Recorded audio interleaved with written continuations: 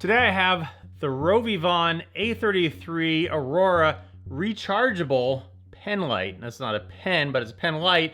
And of interest with this one is that it's rechargeable.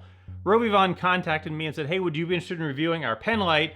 And I carry a Penlight every day to work. I work in the ER, I use it to look in eyes and mouths and things like that. So I'm always happy to check out something that I might get to use a lot, and every day for that matter. So I said, yes, absolutely, send it to me. Let's have a look at it. I've been carrying it now for several weeks, so I can talk to some of the pros and cons and things that I discovered about it just today, interestingly enough, and we'll get back to that. But let's have a look at this.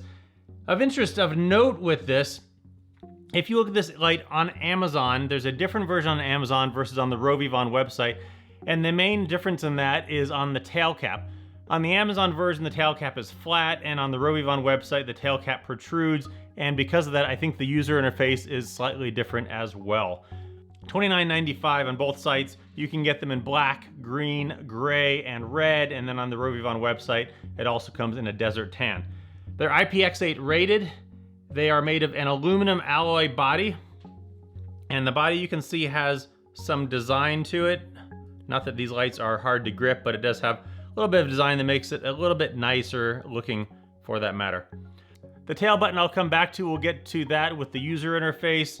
Down lower here there is a pocket clip, and then this light, as I mentioned, is rechargeable. It has a built-in 600 milliamp hour battery.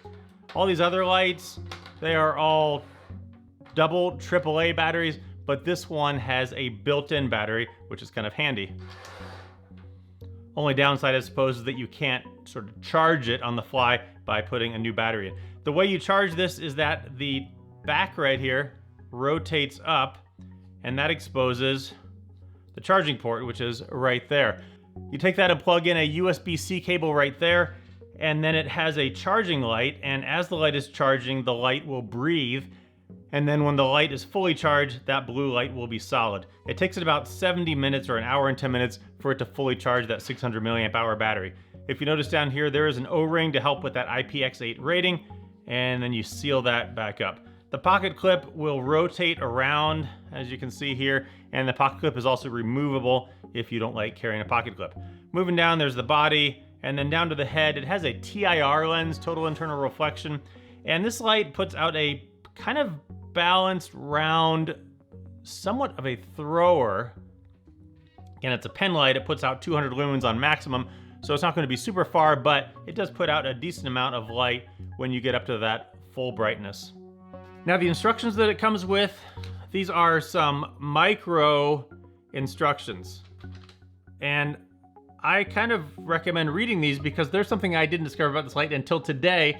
I've been carrying this light for 2 or 3 weeks now, and there was something I was annoyed by about it that I didn't like about the light. And just today, reading these little micro instructions, I realized that, hey, that problem doesn't exist, and I like it. So let's talk about it. And that problem is with the user interface.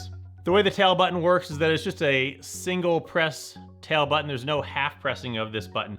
Now on the one on the RovyVon website, it does look like you can half press it, but this has that different tail button of note.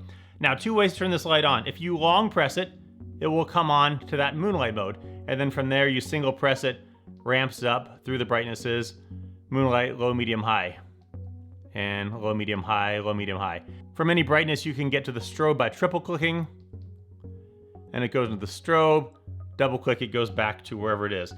Now, the thing that's been annoying me about this light for the past few weeks of carrying it is that by comparison with my through night, the way that I always use this is I click it on, I know it comes on to low, and then I half press it up to medium, and then I'm ready to look in someone's eyes, and then it's instant off. So I turn it on, half press up, and ready to go, and then off.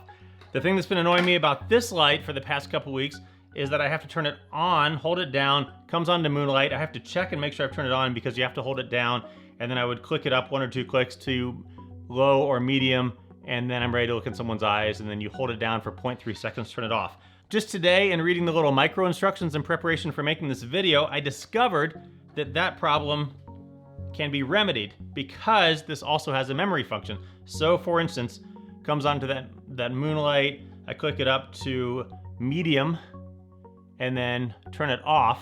If you double click the tail button, it comes on to whatever you turned it off at. Double click, there it is, on to the medium. Turn it off. Double click, onto the medium. And if you put it up there to high, turn it off, double click onto the high. So for that matter, that actually makes it somewhat better than the through night because I can have it in my pocket, I can take it out, I can click it on, double click, and here I am ready to go. And then you hold it down for 0.3 seconds, turns it off. So that is a nice feature. I actually like that user interface a little bit better. I do like the definitiveness of on and off. However, being able to double click instantly into the last mode that I used, ready to look in someone's mouth or eyes, is a nice, handy, time-saving feature. Another kind of useful thing about the user interface on this light is that in comparison, say, to the through night, you turn it on, you go up to medium, and if you leave it there for a few seconds and you want to ramp it up to the next brightness, it goes back down to low, and then you have to ramp up again. With this one in comparison, when you turn it on, you ramp up to whatever brightness, and no matter how long you leave it there, that next click is going to go up to the next brightness. So there's no ramping back down to go up. Briefly going over the brightness and run times. Long press, it comes on to that 0.8 lumens. It'll do that for 56 hours. Low is 15 lumens for 14 hours. Medium is 60 lumens for 4.5 hours. And high is 200 lumens for 1 hour. And then that triple click gets you the strobe. I'm not sure how long that goes for. Double click gets you back to wherever you are. The LED on this is a Cree XPG2 LED. It is a cool white LED, 6500 Kelvin. The one on the RovyVon website does have an option for Nietzsche 219, which will have a high CRI bulb, which will put out 5000 Kelvin. So just look at the two, depending on which you're interested in, if you need the more high CRI rendering LED. Now, what don't I like about this light? Well, one of the things I previously didn't like was that user interface that I just mentioned is now not an issue. And the other thing that I think could be improved is the pocket clip.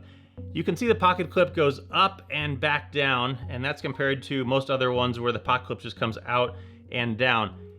Every flashlight and pen light similar that I have where the pocket clip goes up and back down, I always have problems getting that over a thick fabric, fitting that into some pairs of pants, versus other ones that have a little bit more under clip space compared to this. So I have to be a little bit more aware with what pants I use this with. Also, this one is a much deeper carry, obviously, because you can see where the clip comes to versus this. So this one is just slightly easier to grip out of your pocket. I would like it if this pocket clip was just straight out like this, a little bit more underclip space for going into thicker pants. However, an improvement though, you can see is that the other end of the clip flares out nicely compared to the through night, for instance. So when you're putting it into the pocket, there is a lot more space there for that to go over that thicker fabric.